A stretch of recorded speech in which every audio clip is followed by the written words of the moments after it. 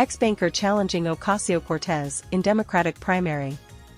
The election of Representative Alexandria Ocasio-Cortez, Democrat New York, to Congress in 2018 created massive political upheaval after she unseated veteran Congressman Joe Crowley, who had at one point been tapped to replace Nancy Pelosi as Democratic leader of the House.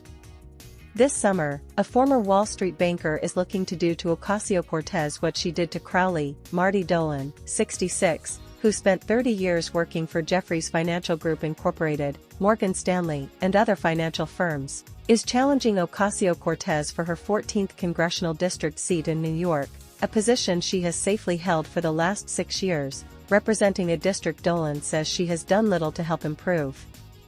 Should he be successful, it would be an earth-shattering blow to the Democratic Socialists of America, who have a large foothold in the city, including in the Bronx and northern Queens, which the District 14 seat covers.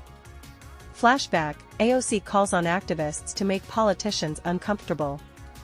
But Dolan says Ocasio-Cortez and her fellow socialists have gone too far, blasting their approach to the economy, crime and the illegal migrant crisis.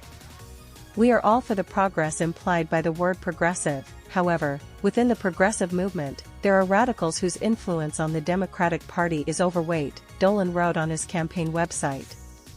The impact in NYC is obvious: bail reform a disaster, the National Guard in the subway, toothpaste locked up in drugstores but criminals running free, scarce resources directed to non-sanctuary immigrants coming from all over the world. He said these challenges must be addressed in the context of a runaway $34 trillion federal debt and the city's 14% marginal tax rate.